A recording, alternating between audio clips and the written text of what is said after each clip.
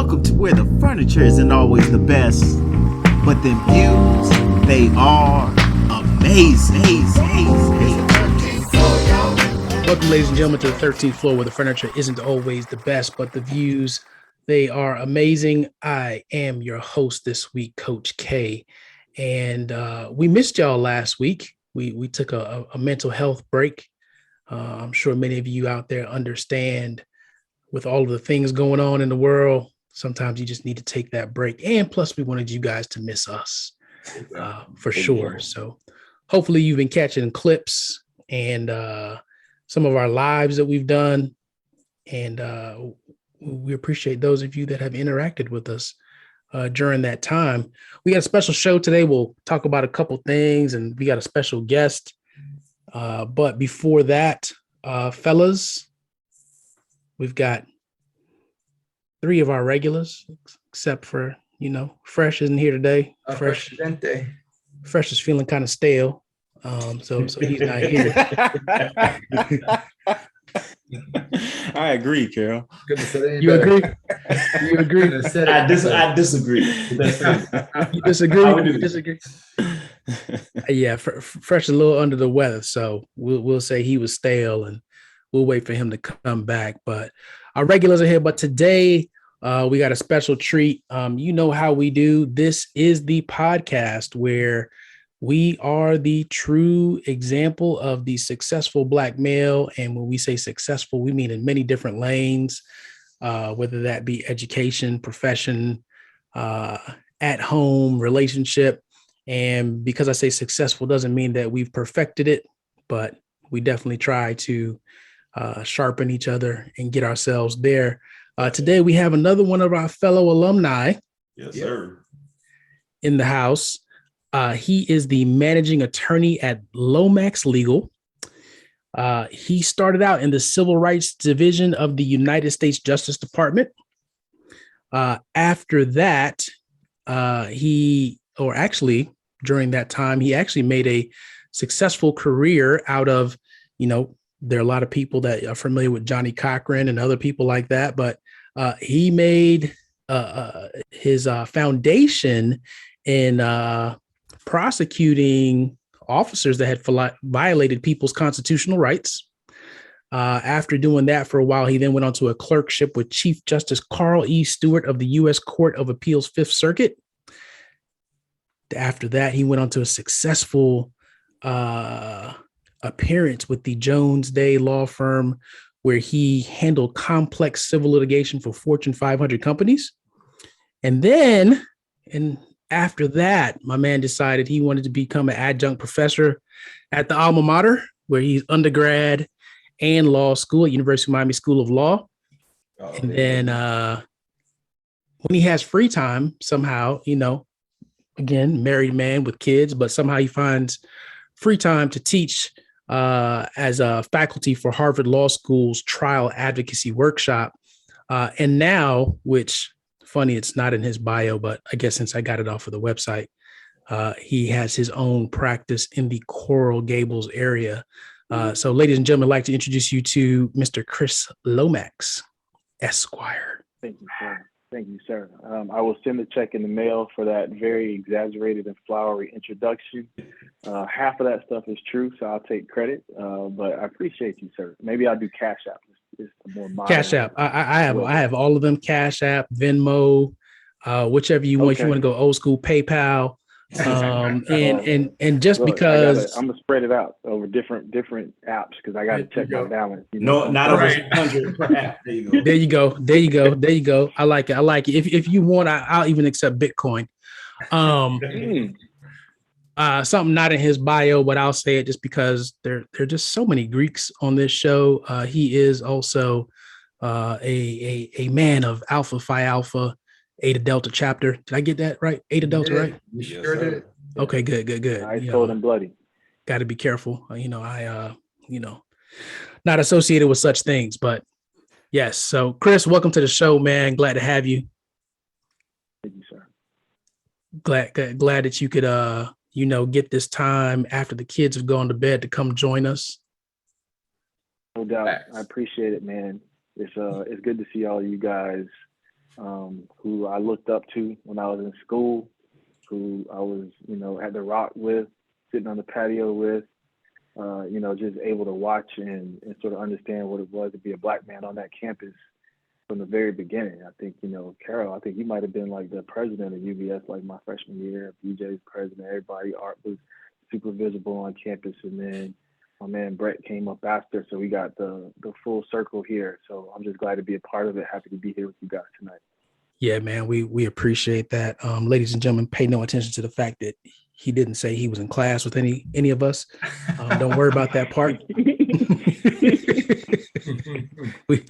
we were hanging out.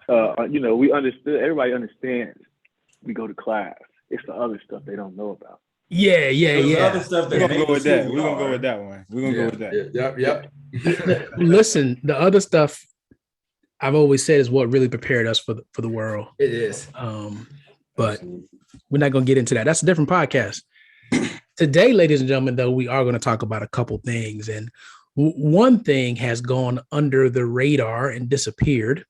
And it almost makes you wonder, have some things happen to kind of make you forget about that. But let's not forget about the Supreme Court and the potential of reversing Roe Wade, which Chris can give us a little bit more education on. But what we really want to understand today is, if such a thing were to happen, what would be the ripple effect of Roe v. Wade? So Chris, I guess, let's just start, man. Roe v. Wade, from a historical standpoint, why is it such a prominent point in history?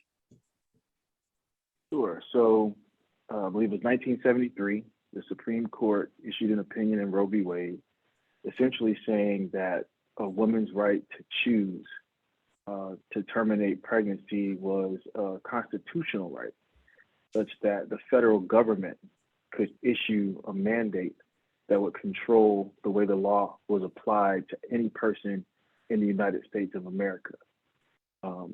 And the reason why that's important is because the states have to respect the rulings of the United States Supreme Court, and whatever the local state legislature might believe, or the local courts might believe, if the United States Supreme Court has said a certain thing is a right, then it has to be respected, and no laws can be issued or promulgated that would be in derogation or contradictory to what the law of the land is according to the United States Supreme Court.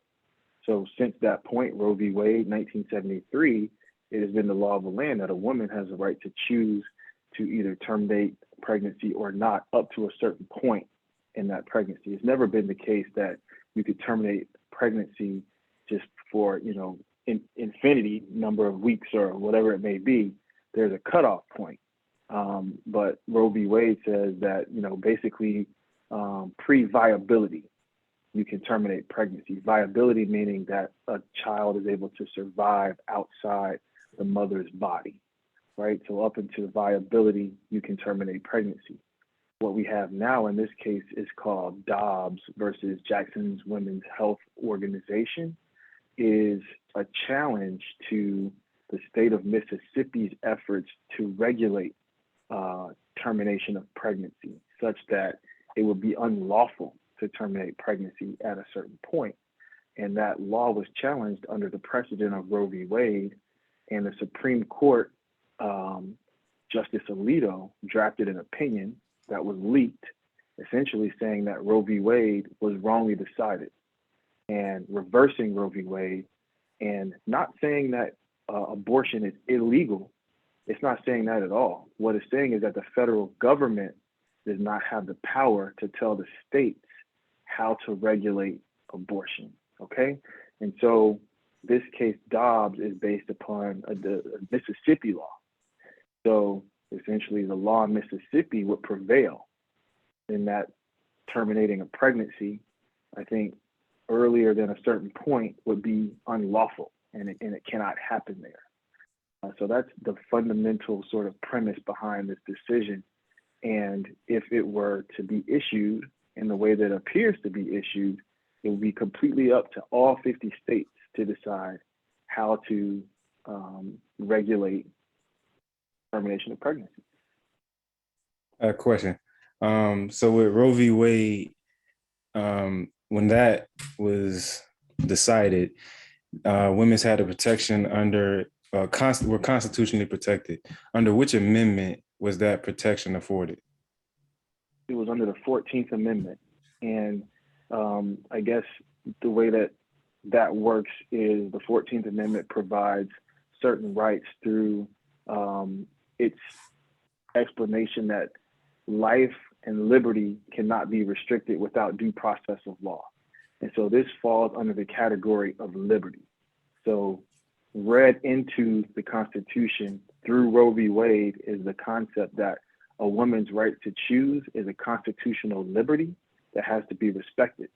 What the court is saying in this new case, Dobbs, is that a basic and fundamental reading of the Constitution would not indicate that the right to choose is a constitutional right. There's no mention of the term abortion in the Constitution.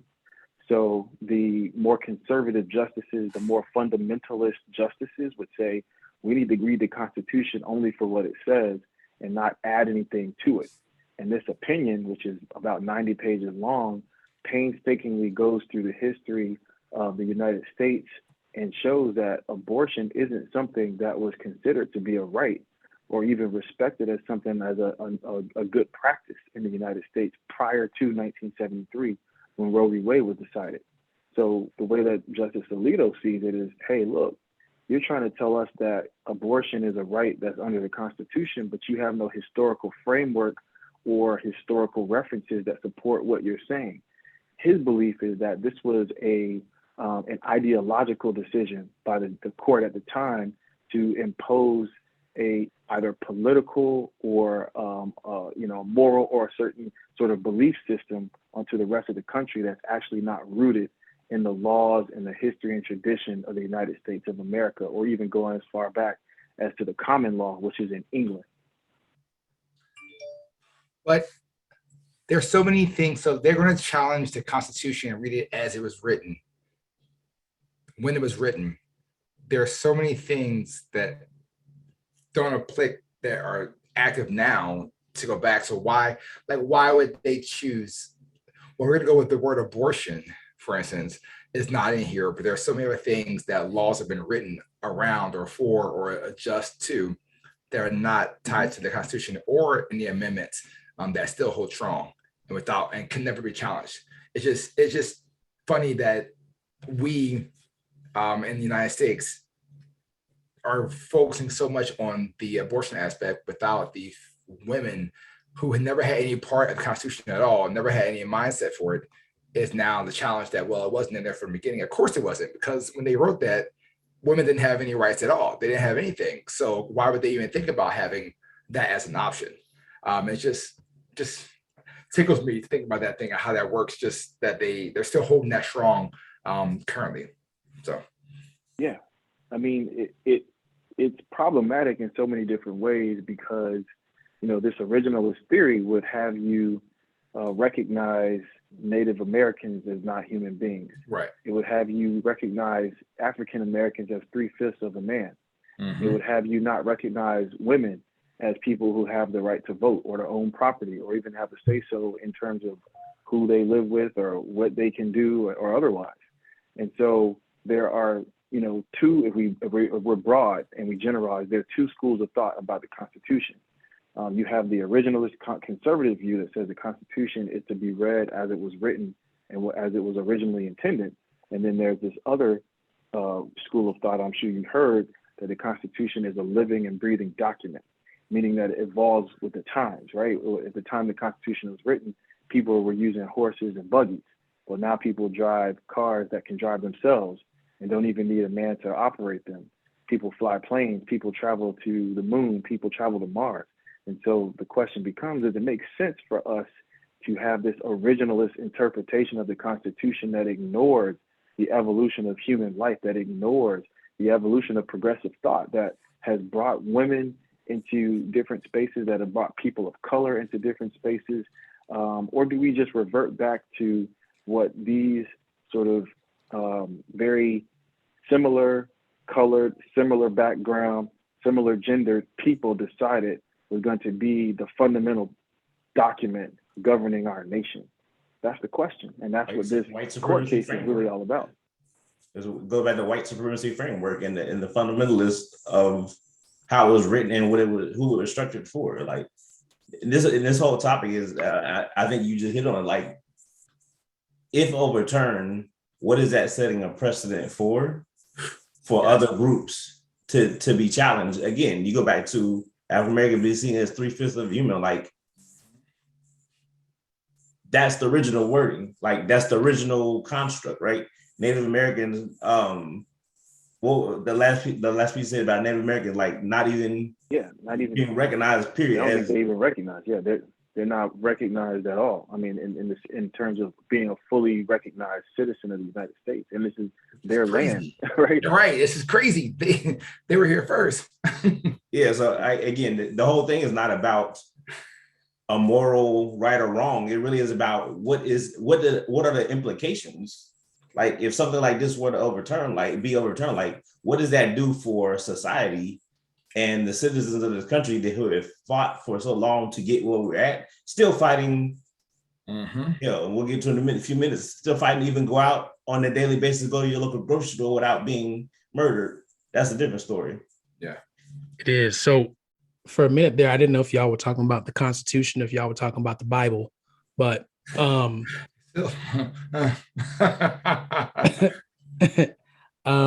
yeah. So thank you for taking us down that road. And you brought us to exactly the point that BJ just talked about. So if such a thing were to be passed, what now are the expectations or the ripple effect of this precedent that has been set? Right. So what is going to happen is other groups who want to be retrogressive in their thinking and thought process will grab hold of this and say, well, the Supreme Court has said if this concept or this idea wasn't recognized in the Constitution, then the states should be able to decide. So we're going to get back to the world of states' rights.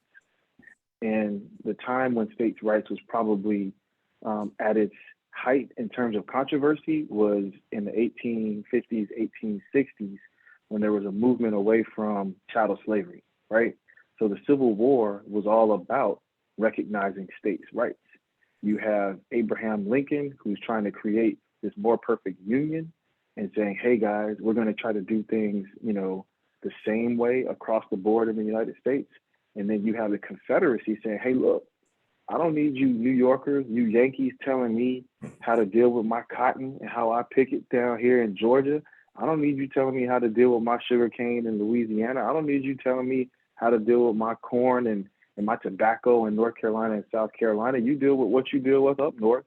We'll do it how we do it down here, right? And so if you look at, you know, where some of us live, at least me and BJ in Florida, right now we have a very strong states' rights movement by the governor of Florida, who wants to basically have his own fiefdom, his own kingdom.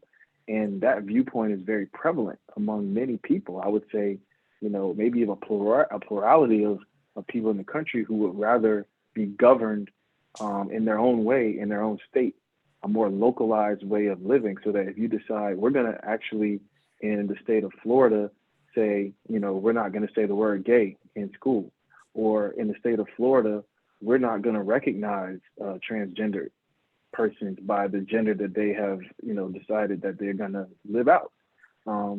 We don't want the federal government intruding on our ability to decide how we live our lives. So the states' rights activists, the states' rights sort of supporters are going to latch onto this opinion and use it to get whatever it is they want to get. Now, I will have to tell you this. When I read the opinion, there is a line in there, at least in the draft, that says, we do not intend for this opinion to have an impact on anything other than abortion rights.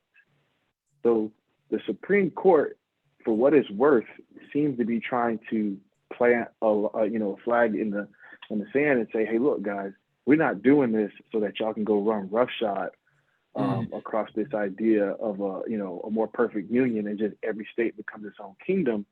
But what we are saying is that this specific right that you created through Roe v. Wade is not recognized by the Constitution. If you find some other rights like that, then you're welcome to bring that to us. But this is not to say that everything that doesn't specifically say the word in the Constitution is no longer a right. But we know that the impact of it is that somebody's going to bring something else and say, hey, look, we think that, lynching people, that's not in the Constitution. So that should be left up to the states. We shouldn't have anti-lynching federal laws. That should be left up to the states. Things along those lines. So that's where the dangerous part of this opinion really is.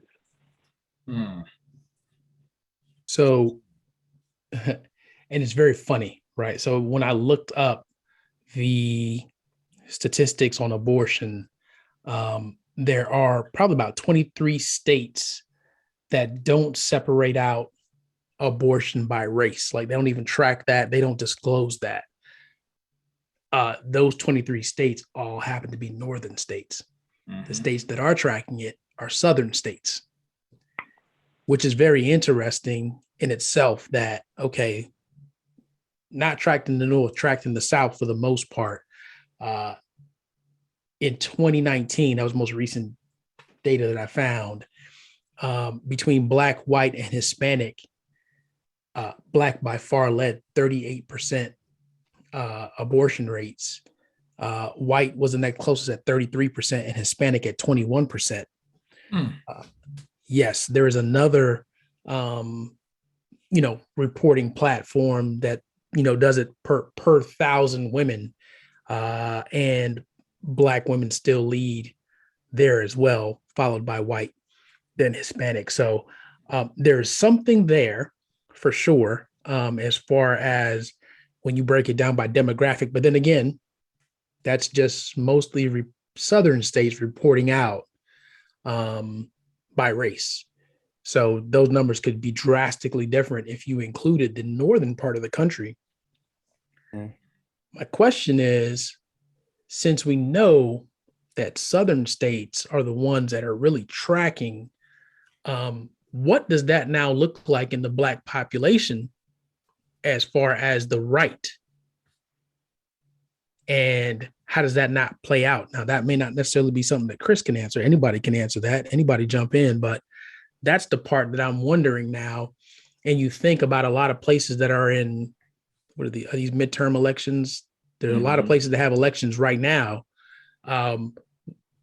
What should people be thinking about as they're going to the polls? And is it too late to influence what may happen in the future as far as the Supreme Court decision? Well, you can make the changes. So with the midterms, you change gubernatorial changes. So you show that like Georgia went purple, and Kemp right now is in a battle for his life or out here because Purdue is throwing out all kinds of nasty shade and trying to get, he has the backing of the Trump team. So with that behind him, it makes him change. But Stacey's by herself. So you got two guys fighting for the same ship and one person just riding and taking it with them. So we'll see where it goes, but there can be a change. So. Which is funny. You barely hear anything about Stacey Abrams is running for governor. Right. You hear about here in Florida, I'll tell you that much. It's not time yet here. It's still too early. She wants to let Kemp and him battle out and put out all their dirty garbage. And then when time comes, she'll go forward from there. So I think she's playing the game because last time she was really early and she had her name out there way too much and it came and bit her on the butt in the back end. So she knows now that let it play out and then we'll go from there. I've heard about it at least 3 or 4 times in the last week and a half here in Florida. But I go back to who's running the state right now in Florida, and a lot of it was from his stance of saying that if Stacey Abrams was elected governor in Georgia, how basically Florida and Georgia would no longer. Basically, he was separate from Georgia and had no. They wouldn't have a relationship. No relationship, no support, that would mean support is the wrong word. Chris, I don't know if you heard about it. either, but it was on a thing that he made it. I gotta find it. I'm gonna find the quote. Give me a minute. I'm gonna go find it real quick. Okay. So I'm trying to think of, like, just from, if you think about funding for nonprofit organizations, if you think about already we got healthcare disparities. What does this now have? What now happens if this was to pass and now people can't get an abortion legally in many southern states? When you look at the states that would flip and say, hey, you can't do this, what now happens? I think you're going to have a huge tourist abortion market. So there's going to be abortion tourism, right? Where people are traveling to the states where abortion is legal in other countries. I can tell you through my work, I get a lot of calls from women in New York and New Jersey, California, Chicago, who come to Miami to have plastic surgery, and it gets botched.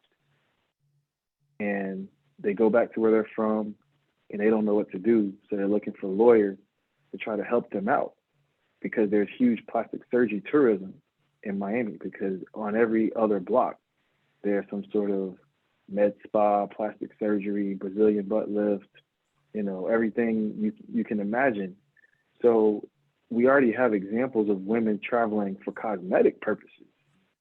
I can't imagine they wouldn't travel for this purpose as well.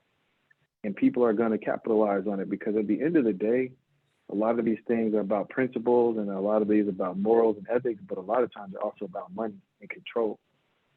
Somebody's going to look to capitalize on all of this, and usually that means somebody's going to get taken advantage of. Exorbitant prices will be charged because people will be desperate. Loans will be given and charged at usurious interest rates. There will be unfair financing that happens. There will be unqualified people performing these things because they're not regulated properly.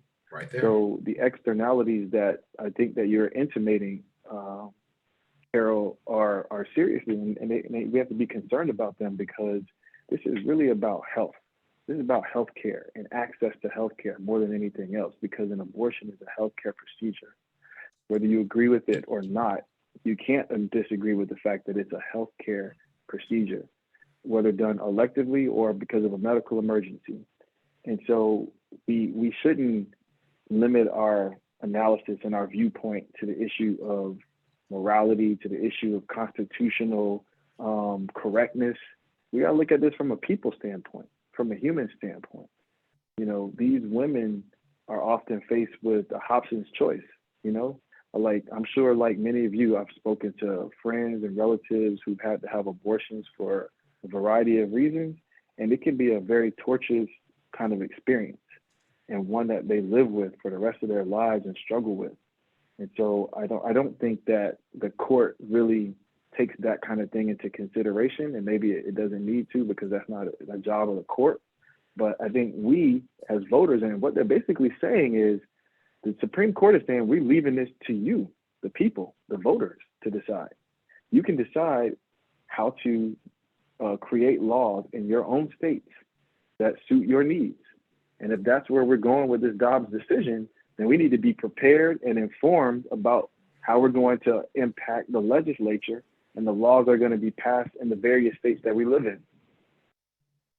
That's the part that I'm a little more concerned about, because it's the South. It is the South, as Carol pointed out, but it's also the middle of the country. And I think there's a couple of things at play with this decision. I read through a good portion of Alito's draft decision, and I think it's well written, and I think what they're trying to accomplish makes sense. But as you stated, Chris, I don't think they're taking into consideration the human factor and the unintentional consequences. So, as you point out, we put this onus on the people to create some sort of change or legislate themselves. But unfortunately, the country is split damn near 50-50. We saw it in the last election. Yep. So you're going to have half of the country that says, okay, we're going to set a viability at 6, 12, 16 weeks, whatever. And then the other half of the country say, nope, can't do it at all. Right. And so then you put these women who all come from various backgrounds, some who can afford the abortion or can afford to travel, others that are in lesser socioeconomic status that can't. So then you put them in a precarious situation where it's okay, either I have this child and I can't take care of it, or I go and find an abortion that I can afford, and unfortunate circumstances kind of take place. And I think that's unfortunately, I think that's a part of an agenda, but I also look at it from the standpoint of population control, because I know in the most recent census, the statistics are starting, I feel like based on that information, the statistics are starting to change as far as the majorities and the minorities, and things are starting to get a little tight on some of our Caucasian, folks. And so Carol already pointed out that with the states that keep the data on the abortions, that white women are number 2. I'm willing to bet that white women are number 1 when it comes to abortions. Once you add in that northern data, or it's a very, very close race. So if we can continue to have our babies Caucasians, and this is just my opinion, it's not the opinions of everybody on this podcast and things, so let me put that out. This is my opinion. If we continue to have these white babies, we can put ourselves in a better position population wise. If we can make it harder for the minorities to gain some sort of affluent status because they're either stuck having babies or they're stuck with healthcare issues because of botched surgeries, then it's a power play. And we're back on top, because I feel like a lot of what we're experiencing as Americans is a power struggle with those who are in power, and us, the minority, understanding the power that we can essentially, wield. So I do feel like it's a lot bigger than what is, kind of what what's been put out there. And I think it's unfortunate. I don't see it getting as far as a civil war, but some of the things that can, that can fall on this precedent that may be set, like gay marriage and other things, it just opens the door for it, and states get to essentially choose. And red states are going to make red state decisions, blue states are going to make blue state decisions, and the purple ones, it's going to go either way. So I think essentially, part of the conversation is what efforts can be made, to kind of put ourselves in a position to be able to either take what comes or really change what comes. Like where do we go from here?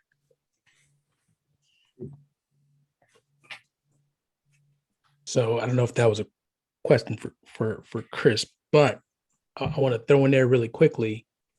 What you said is interesting because to this day, there are still more Black people as far as population in the southern states than there are the northern states. So when you look at that and you say, okay, well, if white women can't get an abortion, that increases their population. Okay, well, if Black people can't get an abortion, that just continues the population, right? So that's an interesting concept. And I don't know, the part that we don't know is insurance, because a lot of insurances will cover abortion. It's upwards of as much as $1,000 plus with no insurance. So there's a play there for insurance now on what they do. And if you think about national corporations who negotiate their packages, and sometimes they make considerations for different states because different states have different things, but that's now something that's on the map, because now you got to figure out, okay, what is our insurance coverage going to be? What's the cost going to be? And how do we divide that up as far as states that allow abortion and states that don't allow abortion. Mm-hmm. And do we come out with something blanket, or is it now just that much more complex? So when we talk about the ripple effects, that's a part of it too. How do insurance companies now respond? So Yeah, go ahead. I think that there will be some activist insurance measures to support whatever the belief system is of the people in charge of the insurance companies, right? Buttressed by the effort to earn money. So if I'm an insurance carrier and I want to attract the abortion having crowd, I might say, hey, look, if you have my policy, I pay for travel to another state, I pay for lodging and, post-abortion care, right? And then I go shop my policies at colleges and universities, high schools, places where young people work in large numbers, because then I can attract a certain demographic to my insurance that might be interested in that kind of coverage.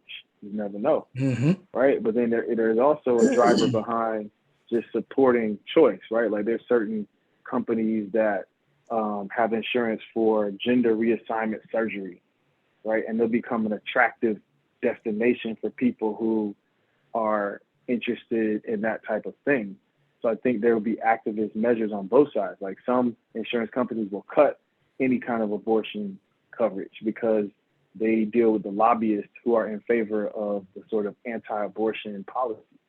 And they want to be in the legislature in a favorable light, right? The insurance companies, they need, for example, good legislation on insurance to protect them from a lot of times lawyers who beat up on insurance companies.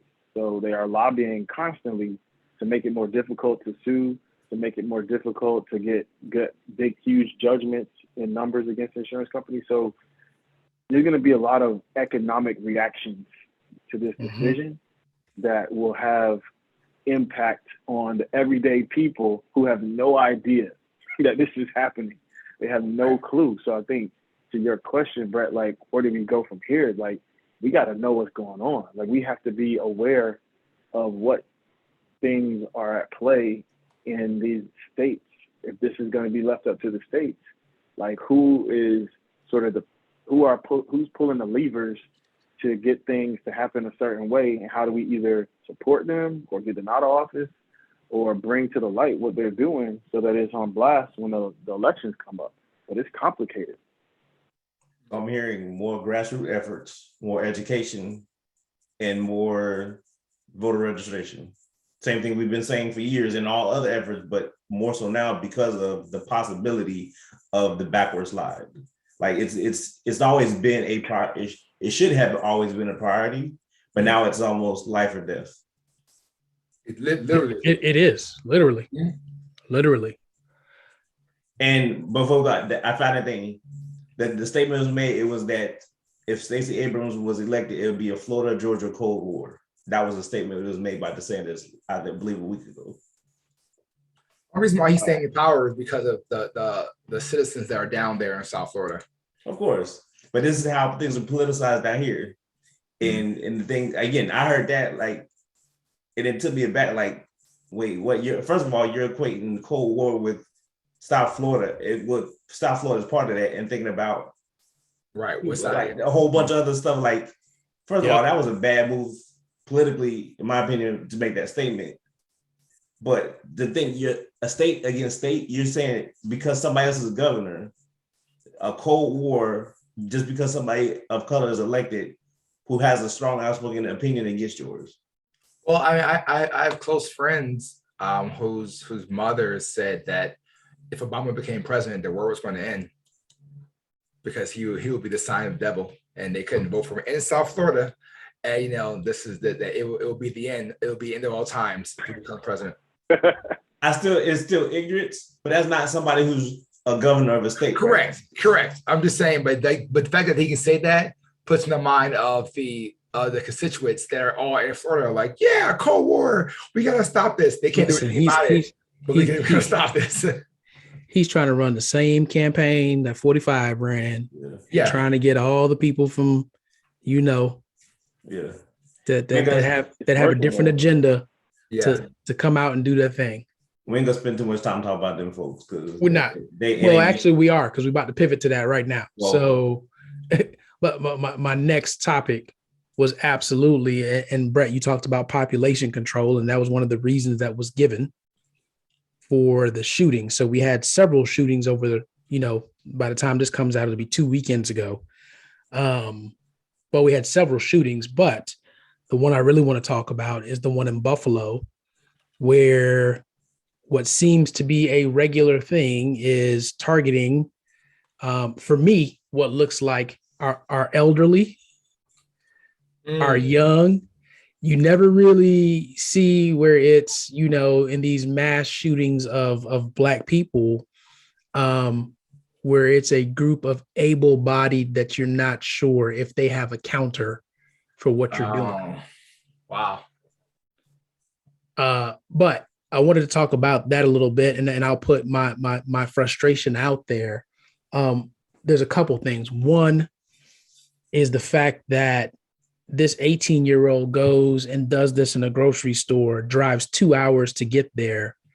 They're talking about his mental state. I'm sorry, but you strategized, you made a plan, you went there with intent. Yes. you live streamed everything that was going. You were totally live conscious of streamed everything that was going on in that. You walked by a white male that you drew your gun on and said, "Oh, sorry," and kept going. Whoa. There's a lot of things that are infuriating, but I don't know if you guys are like me. At first, when I heard about it, I was numb, just like, here's another one. And then it got to the point of, wait a minute, I'm seeing this dude get arrested. He looks so calm, so still well put together. It didn't look like he got punched, hit, spit on, nothing. The officers, as they should be, look so gentle. But I'm just thinking, if it was a Black male that went into a predominantly white place and shot up some people, would that person have even walked out? No. There wouldn't have been an option. You would have heard about shooters been killed. Yep. Mm-hmm. Yes. Before the story probably hit the news, if it was able to, he would have been down. He would have been down. So I just want to know, what do we need to do, right? Like ain't no sense in breaking down the whole thing, because This is already. Look, I told somebody today, I said, look, my grandma was waiting for somebody to get this right. And now I'm in the situation where I'm just hoping that it's right for my son at some point in his adulthood, right? So think about how many generations we just went. We just went 4 generations of people waiting. So at what point and what do we have to do to stop these type of things from happening, to make people second guess? So I'm gonna go back to two things I want to say real quick. The first thing is that conversation we had beginning of COVID, I think it was, when we talked about every Black person needs to go get their CCW, be trained properly, and start buying guns and ammunition. And that would be a wake-up call for everybody else.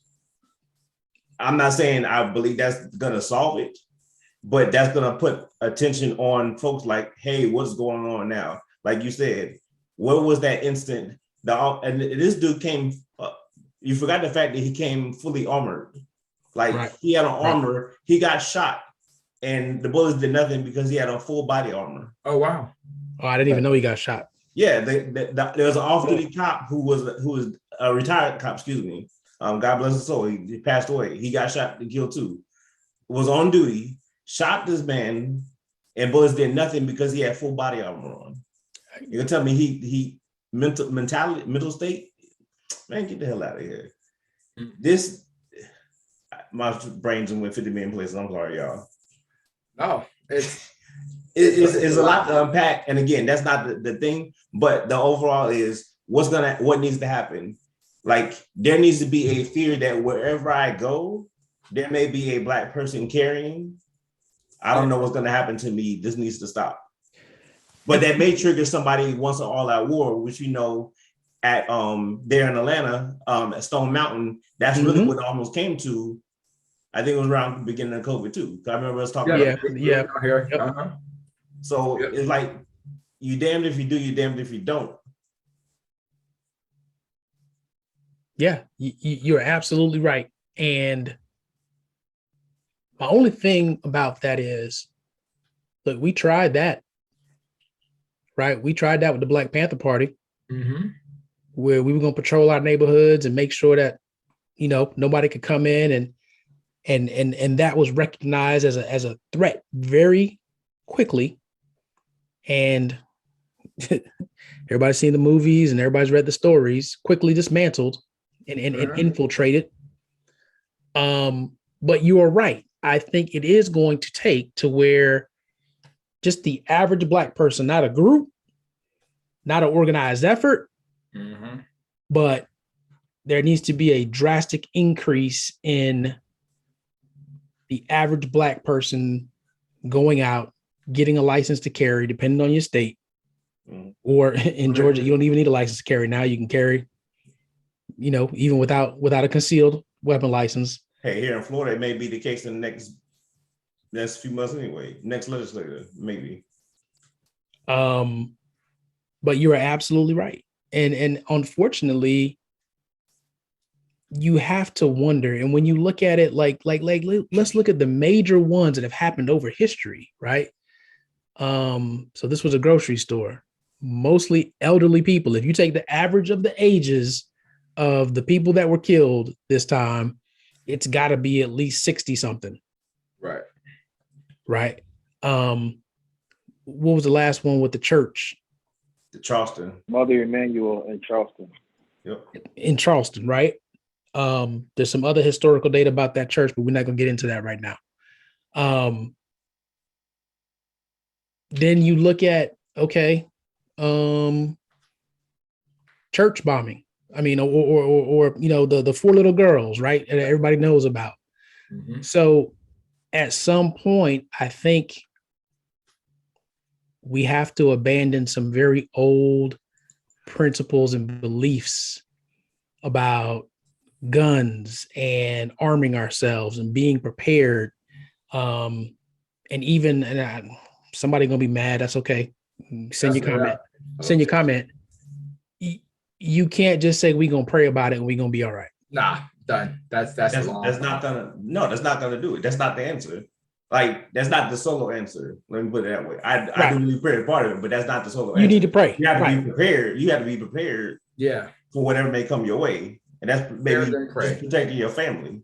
Prepare then pray. Prepare. I still want to pray. I'm gonna pray on the bullets. Right. only one person was under 50. Yeah. In the shooting, only one person was at 32 years old. Everybody else was 52. Was the next youngest age.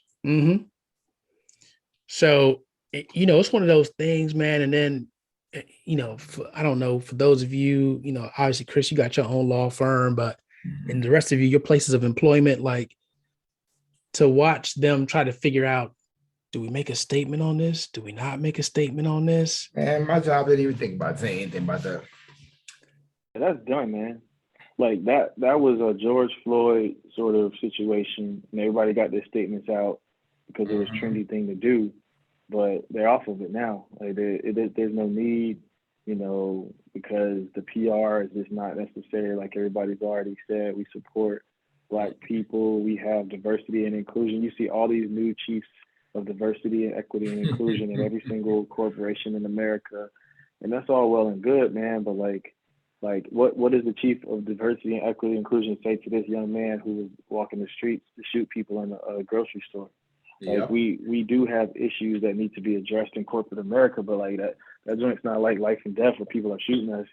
So I honestly, this is what I say to my class. Like the class that I teach at University of Miami, it deals with hate crimes. So this particular subject area is exactly what we talk about. And I asked the students, like, what do you guys think is a solution for this type of issue? And I get a variety of answers, and then I offer what my opinion is. And honestly, it's an answer that I believe is the right answer, but I don't know if it's actually achievable, which is Brown versus Board of Education, I think is the answer. Brown versus Board of Education was about integrating public schools and creating a sort of equilibrium in education, and also exposing the different races and cultures to each other, such that there would be an understanding and a lack of fear, a lack of hatred, and more tolerance. So what I found is that I got two little girls myself, right? And they're Black girls, you know, and they're like clearly Black. They're not like racially ambiguous. So when they play with other little kids, like other little kids see that they're Black, like the whitest of kids, Latino kids. But when they're out there on that playground, man, nobody cares. Nope. Like none of them care that this person's Black. Nobody cares that this person's white. It doesn't even come up, because that's not how they are originally programmed to think.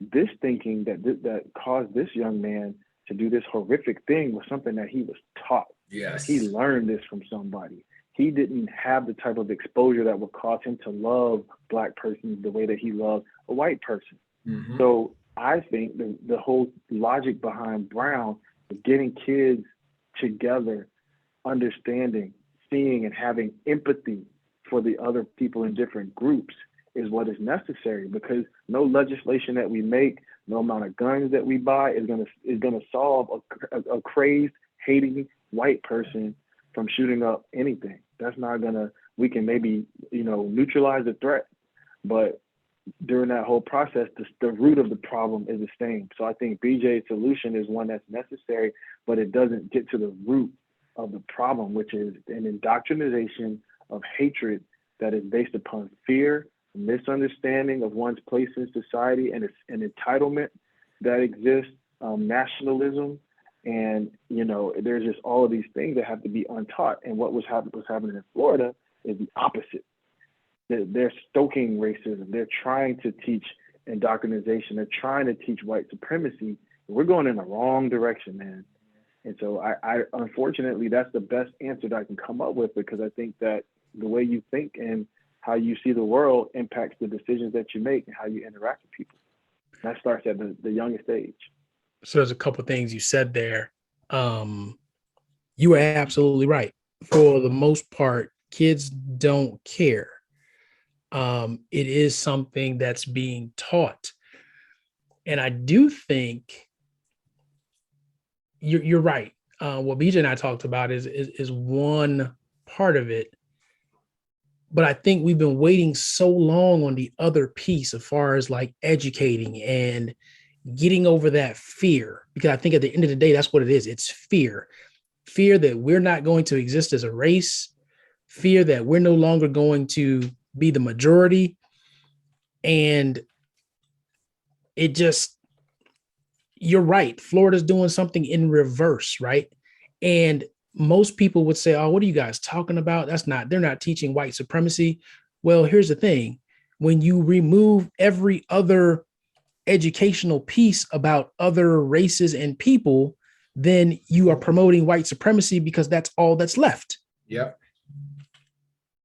And that's what's been being taught majority of the time for the historical basis of this country, is that mainstream, right? And if you don't start interjecting everybody else that has helped build this country and make it what it is, then you're trying to preserve something else. Perfectly stated. Yep. Point blank, period. Go ahead, Brett. Yeah, man, y'all guys hit on a lot of stuff that I was going to bring up. It's only a couple of things that I had to add. But Chris, I'm going to put you on the spot for a second as the legal expert in mind. But first, in your intro, or Carol's eloquent intro, he talked about, have you litigated on both sides of the civil rights, I guess, struggle? Because he said you had civil rights with corporate companies. Yeah, so two different things. So when I was doing civil rights work, at first, I was with the Department of Justice prosecuting criminal civil rights violations. So prosecuting police officers who beat people up, prosecuting hate crime guys like this dude who just shot up the grocery store. And then when I did corporate work, it had nothing to do with civil rights. I was just representing companies and business disputes. Okay. All right. Glad we got that situated. So I am of the opinion that, as you stated, Chris, this mindset is bred. So I don't really know that it's going to be able to just be dissected out of society. I think over time, as people become more inclusive and the world continues to mature, we'll get there maybe 1,000 years from now or so on. But it's bred. And like with this individual who was, calmly and, he was carried off to his, car to jail, and he's going to go to jail and be in some sort of protective custody. He's not going to be in general population where he should probably be beaten every day for the rest of his time. He's going to be probably surrounded by others who think just like him. So there, there's protection in that. So he's looking like, yeah, I mean, I did what I said I was going to do. Now I'm just going to, live out the rest of my days and enjoy. My mission is complete. I think we as a people, I think two things need to happen. I think we should be suing the government for all of the atrocities that have happened to Black people, minorities, but specifically Black people over the last 400 or so years. I think there is enough evidence there to bring a case towards the government for all of these things in lieu of reparations. I don't think reparations come as a monetary thing. I think it comes in the form of land and opportunity to create our own communities. That way we can then enforce, protect our own communities. I think we have communities and civilizations kind of built around, and I know, Carol is probably going to jump to you, we've had communities, they burned them down and things of that nature, which has absolutely happened in the past. But I think until we have that infrastructure set up, and it can be inclusive, but it should be majority for us because nobody else is targeted like this. Nobody else, we don't look and see on the news a mass shooting of white folks on a regular basis. We don't look and see on the news, some Black male harassed and shot dead by cops on a regular basis. And I think having our own land, our own space, our own communities, and the ability to police our own communities and protect our own communities in the larger sense of being within, the federal regulations, state regulations, whatever they are, is the ticket. And until we achieve that, we're forced to integrate into a situation that isn't really for us. So we have to deal with the things that we deal with on a daily basis.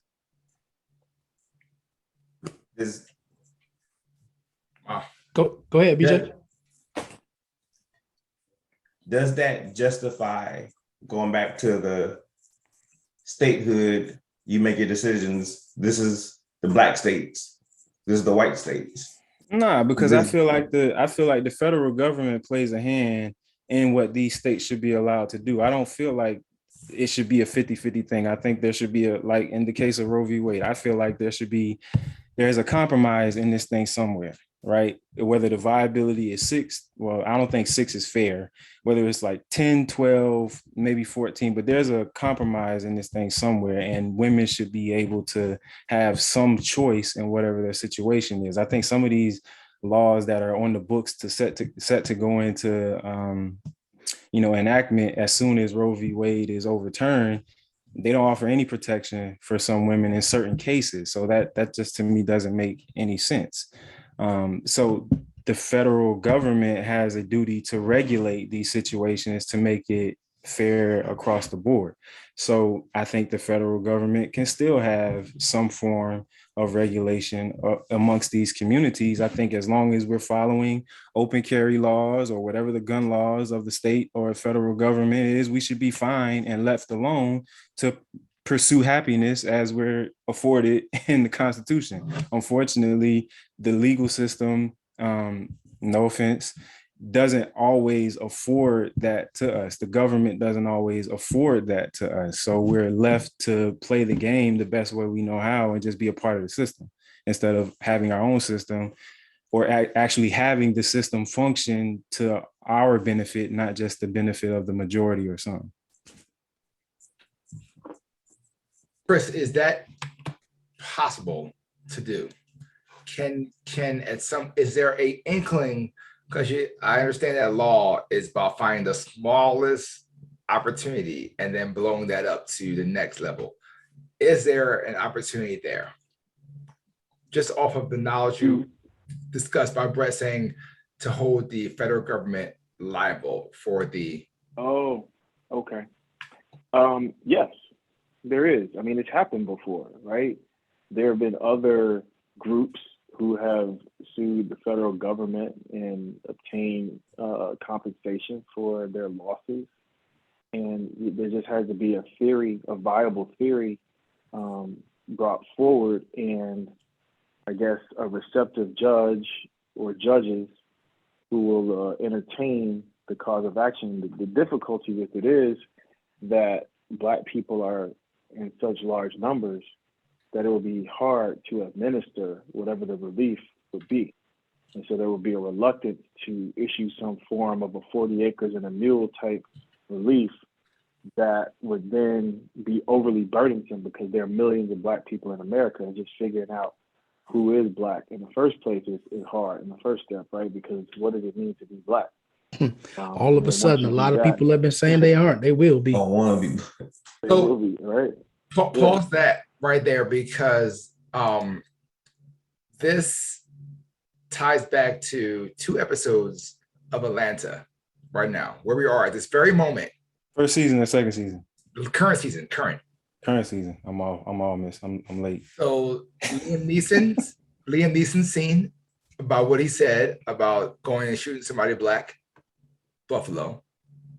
And then the last episode I just saw is about being Black. And are you Black enough? Both of these things, It's interesting that this is written months ago, and produced and edited and all these things, and it's happening now. I don't know what Donald Glover does in his side time, but this man can see the future every time it happens. I mean, that's a whole different podcast that could last for days about what it means to be Black. And I, in my class, again, it's a fundamental question, because like I put up on the board in class, I draw like a line, and I put white and I put Black. And I said, okay, I want you guys to help me identify like all the white presidents of the United States and all the Black presidents of the United States. And we'll go through it. And then you know how to end up. It'll have Obama over here with Black, and it'll have everybody else over here with white. And my question is, well, how come Obama is only over here on the Black side? How come he's not also white? Yep. Right? Like, what is it that about him that divests his ability to be white? Right? And so we have weaponized the idea of being white and made it so pure and unadulterated that even if you are half of that, you can't be that because you are also Black. Mm-hmm. Right? So that's a fundamental premise that makes America what it is. It's built on that, man. Like, it's built on the ability to have access to land, to resources, to the vote, based purely on you having the pure white existence, the existential reality of whiteness. Thank God I'm white, because man, like, I got it made. Yeah. You know? Yeah. And Kay, you mentioned something earlier, and I jotted it down, but we kind of moved quickly past it. But the average high school graduate in the US, this is from Jon Stewart's show on Apple TV. The average average high school graduate that's white makes 6 times the amount of money that the average college graduate Black does.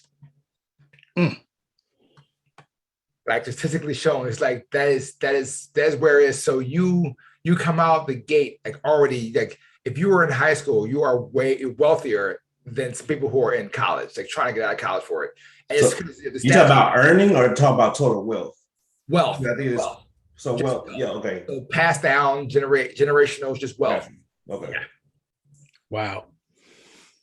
All right. We're way behind, man. Yeah. Way behind. Oh yeah. And I want to end on this question. So we talked about supremacy being taught. Mhm. What is it that we need to be teaching our children in order to counter this narrative, to equip them to be in a space to be, I don't know, impervious? The truth. It's the truth, but it's like it's tough because you want to say the truth, and that makes complete sense. But then if you're like, well, you want to be like the militant, here's your history, here's where you stand for it, then you go out on the street and immediately it's like completely radical, and they can't be a part of the process. So we've got to teach them how to be a part of the community, and not, it's just like the talk you got to have with them about, it's going to happen to me soon because my boys are ginormous and they're big, so I know it's going to happen soon. But like that talk, I don't want to have. I want to have it with him. That's survival. I'm talking about what you understand about yourself, your history, and your place in the society based on your ancestors. Got it. Okay. So survival, true. yes, That's like true. Those talks have to happen. Like just because of somebody walking to the grocery store and know your surrounding, know what's going on. Yeah. Unfortunately, that has to happen. And nowadays it has to happen at an early age, because even though kids don't care, other kids' parents and family members are having conversations with them a lot earlier. Yeah. So yeah, at 3 years or 4 years old, somebody at the playground, oh, he's black, he's Hispanic, she's white. Don't, like, those conversations are happening amongst kids now because they hear it or somebody's being told to them. But when I say the truth, I mean the truth about like challenge stuff. Our education system is messed up.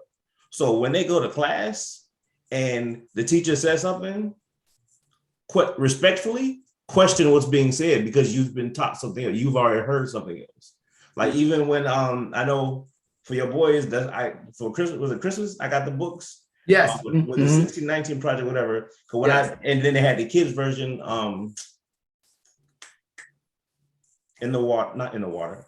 No, oh man, I have it there. I read it to them and I had to pull back. So I was like, this might be too much for a four-year-old to understand. Not in a bad way, but I broke down certain sections of the book for them. But when I saw that book, I want those three in particular to have this, because I know where they're at educationally, mentally, because I've heard them and seen them. Yes. But I don't want them to go into a situation knowing that our education system is screwed up. Right. Getting fed lies. Always question everything. You can question anything. And if you're being stopped from questioning, that's a problem with the system. That goes back to white supremacy culture. Again, another podcast, another topic. Yeah. But if they can understand lies being told for them and start questioning stuff at an early age, that's when we start having real conversations with people. And then you grow the pot. Yes, you may pull back for now, but eventually the rest of that book needs to be talked about. Mm-hmm. Yep. And I'm sorry, I'll be the first one to say, and I tell my kids to do it respectfully, but push back. If your teacher says something in class and you don't believe it or it's not what we taught, ask the question. Don't just sit there and take it. That's fair. Brett, if somebody has said something, please let me know and I'll be right there. Don't worry about it. I got you. I was just gonna say I disagree with Art, and I agree. No, I'm just playing. I do agree with BJ when it comes to the truth aspect. I think you gotta teach your kids who they are. They gotta know who they are, and not just history starting from 1600 or 1865 or 1930, 40, 50, 60, 70, 80, like who they are, where they come from, heritage and culture, ethnicity, like all of those things that really matter and build the person up. I think when you're grounded in those roots and spirituality, you give your kids the confidence to go forward and be great and be massive. That's what we do in my household. Everybody knows their name and understands it and why they have it. Like it's a purpose behind everything. And when you can stand behind your name, you have that confidence. So yeah, we got to teach them about survival art. They have to know that. Yes. No. And yes, they totally will. Yeah, totally will. I'm just not, I feel like they gotta know, but I'm wondering, my top question is when? When do I start? Yeah, I mean, Teaching your their kids, history. The problem is that, not the problem, but the good thing about them is that they have Nigerian history. They can go right, home and say, right. I know where I'm from. This is where my grandfather was born. This is his house. This is his land. For one half, it's there. So one half they have everything. Other half they have nothing. So like my grandma going, That's a black. talk about anything. She will.